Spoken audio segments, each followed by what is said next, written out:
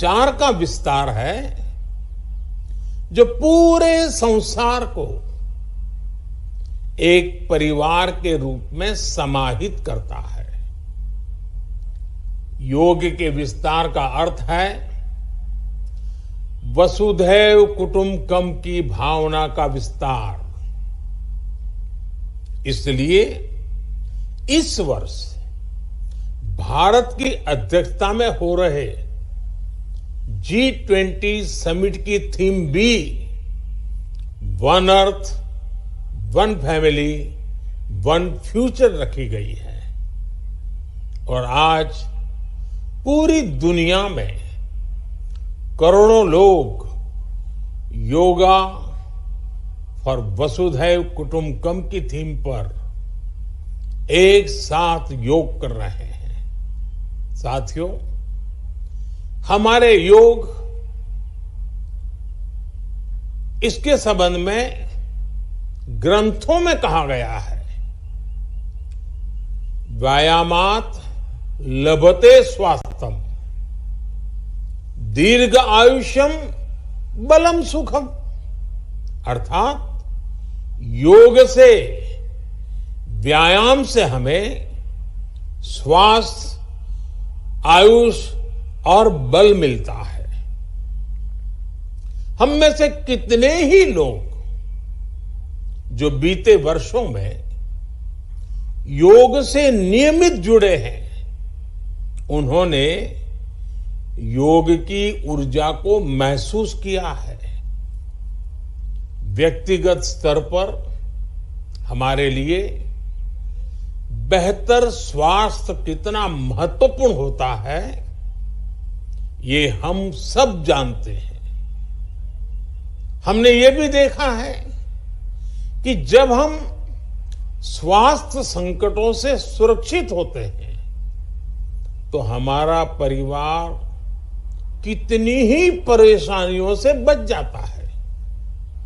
योग एक ऐसे स्वस्थ और सामर्थ्यशाली समाज का निर्माण करता है जिसकी सामूहिक ऊर्जा कई गुना ज्यादा हो जाती है। बीते वर्षों में स्वच्छ भारत जैसे संकल्पों से लेकर स्टार्टअप इंडिया जैसे अभियानों तक, आत्मनिर्भर भारत के निर्माण से लेकर सांस्कृतिक भारत के पुनर्निर्माण तक, देश और देश के युवाओं में जो असाधारण गति दिखी है, उसमें इस ऊर्जा का बहुत बड़ा योगदान है।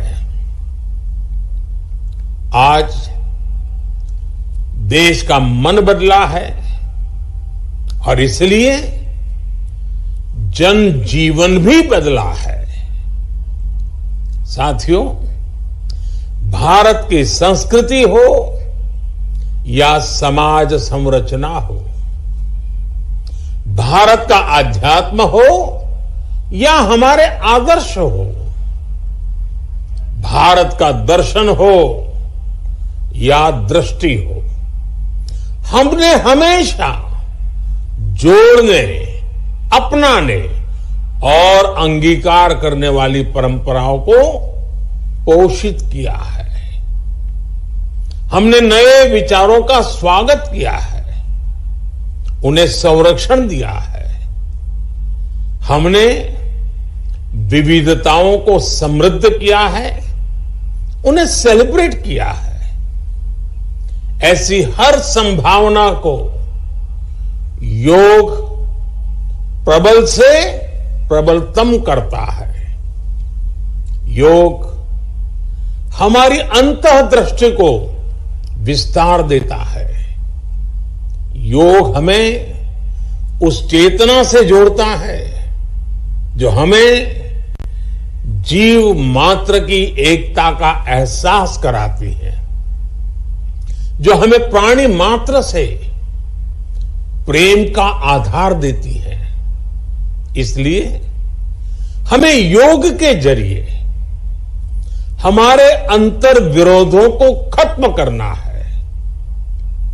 हमें योग के जरिए हमारे गतिरोधों और प्रतिरोधों को भी खत्म करके रहना है।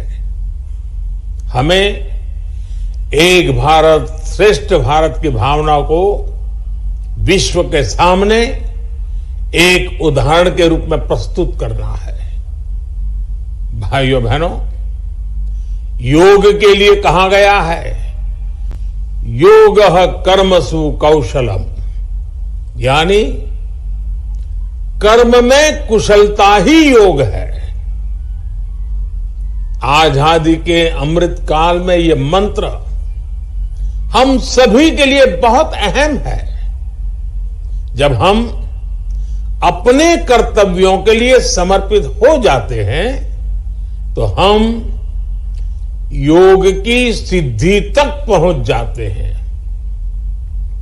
योग के जरिए हम निष्काम कर्म को जानते हैं। हम कर्म से कर्म योग तक की यात्रा तय करते हैं। मुझे विश्वास है योग से हम अपने स्वास्थ्य को भी बेहतर बनाएंगे और इन संकल्पों को भी आत्मसात करेंगे। हमारा शारीरिक सामर्थ्य, हमारा मानसिक विस्तार, हमारी चेतना शक्ति, हमारी सामूहिक ऊर्जा विकसित भारत का आधार बनेंगे।